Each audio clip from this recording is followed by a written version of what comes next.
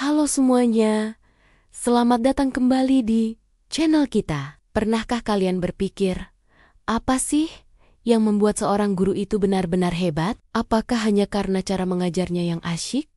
Atau ada hal lain yang lebih mendasar? Nah, di balik setiap guru yang inspiratif, ada seperangkat nilai luhur yang menjadi pegangan mereka, yang kita kenal sebagai kode etik guru.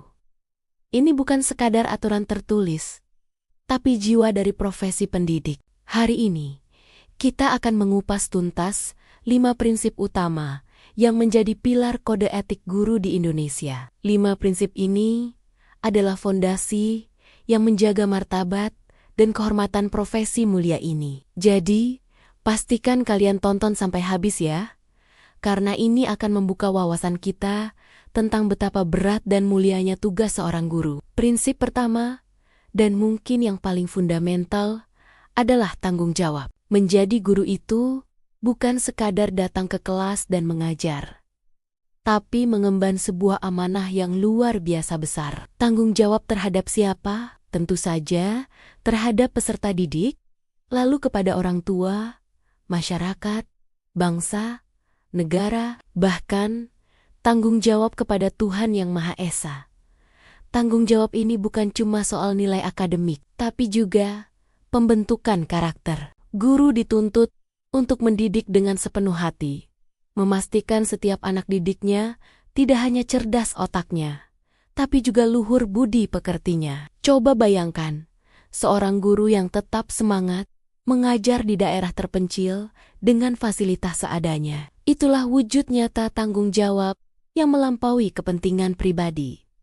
Guru tidak boleh menyerah pada keadaan. Tanggung jawab juga berarti berani mengakui kesalahan. Jika seorang guru keliru, ia harus punya integritas untuk mengakuinya dan memperbaikinya. Sikap inilah yang membuat profesi guru tetap terhormat di mata kita semua. Prinsip kedua adalah keadilan dan kesetaraan. Di dalam ruang kelas, setiap anak adalah istimewa dengan latar belakang yang berbeda-beda. Ada yang dari keluarga mampu, ada yang kurang beruntung, ada yang cepat menangkap pelajaran, ada juga yang butuh bimbingan ekstra. Nah, disinilah prinsip keadilan diuji. Seorang guru yang baik tidak boleh pilih kasih.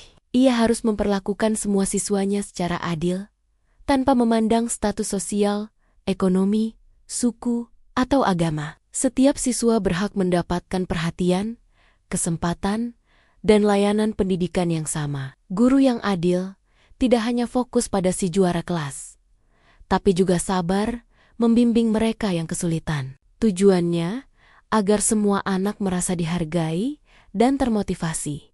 Keadilan ini juga berlaku saat penilaian. Nilai harus diberikan secara objektif berdasarkan usaha dan kemampuan siswa, bukan karena kedekatan personal. Ketika guru menegakkan keadilan, ia tidak hanya membangun kepercayaan siswa, tetapi juga menanamkan nilai-nilai demokrasi dan kemanusiaan sejak dini. Kelas yang adil adalah miniatur dari masyarakat adil yang kita cita-citakan. Selanjutnya, prinsip ketiga, kejujuran dan integritas. Kejujuran adalah mata uang yang paling berharga dalam dunia pendidikan. Seorang guru adalah panutan.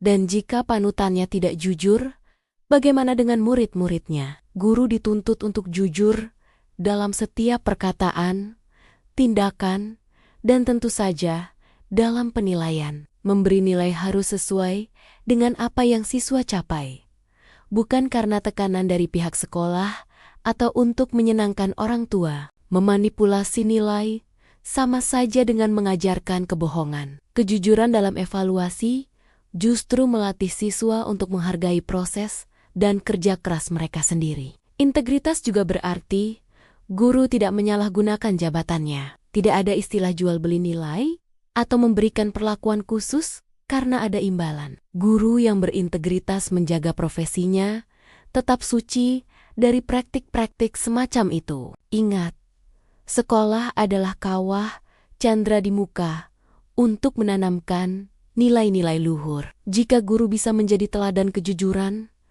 maka kita bisa berharap generasi yang akan datang adalah generasi yang jujur dan berintegritas. Prinsip keempat, dan ini adalah intinya profesi guru di Indonesia, yaitu keteladanan. Kita pasti sering dengar pepatah Jawa, guru itu digugulan, ditiru. Artinya, perkataannya dipercaya dan perbuatannya dicontoh. Prinsip ini menuntut kesadaran penuh dari seorang guru bahwa setiap gerak-geriknya, dari cara bicara, cara berpakaian, hingga cara ia menyelesaikan masalah, akan selalu menjadi sorotan dan panutan bagi murid-muridnya. Guru yang santun, disiplin, dan tenang akan menularkan energi positif yang sama kepada siswanya.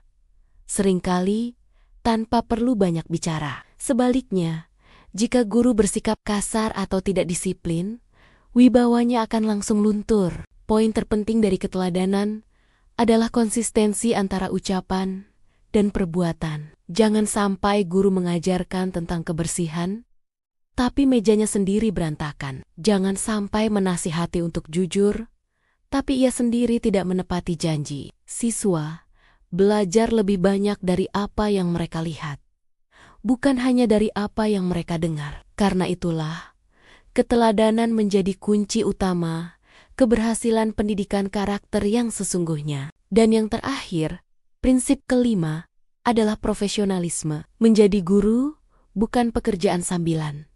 Ini adalah sebuah profesi yang menuntut standar kompetensi yang tinggi. Guru yang profesional wajib menjalankan tugasnya sesuai kode etik dan selalu berusaha mengembangkan diri. Dunia terus berubah, teknologi berkembang, dan metode mengajar pun harus beradaptasi. Guru profesional tidak pernah berhenti belajar. Ia akan mempersiapkan materi dengan matang, memilih metode pembelajaran yang paling efektif, dan melakukan evaluasi secara objektif. Semua itu dilakukan bukan hanya untuk menggugurkan kewajiban, tapi demi memberikan yang terbaik bagi perkembangan siswanya. Profesionalisme juga berarti mampu menjaga batasan. Masalah pribadi tidak boleh dibawa ke dalam kelas dan memengaruhi suasana belajar. Emosi pribadi tidak boleh menjadi dasar dalam memperlakukan siswa. Dengan menjunjung tinggi profesionalisme, guru tidak hanya menjaga martabat profesinya, tetapi juga secara langsung berkontribusi pada peningkatan kualitas pendidikan nasional. Guru yang profesional adalah guru yang dicintai, dihormati, dan dipercaya. Itulah kelima prinsip dasar dalam kode etik guru: tanggung jawab, keadilan, kejujuran, keteladanan, dan profesionalisme. 5 pilar ini saling terkait dan membentuk sosok guru yang utuh, yang tidak hanya mentransfer ilmu, tetapi juga menanamkan akhlak dan karakter. Menjadi guru adalah sebuah panggilan jiwa untuk membentuk masa depan bangsa. Sebuah tugas yang berat, namun sangat mulia. Mari kita berikan apresiasi tertinggi untuk para guru kita yang telah berjuang sepenuh hati untuk mendidik generasi penerus bangsa. Terima kasih sudah menyimak video ini sampai akhir. Semoga konten ini bermanfaat dan menambah rasa hormat kita kepada para pahlawan tanpa tanda jasa. Jangan lupa untuk like, komen, dan subscribe agar kalian tidak ketinggalan konten-konten edukatif lainnya dari kami. Sampai jumpa di video berikutnya.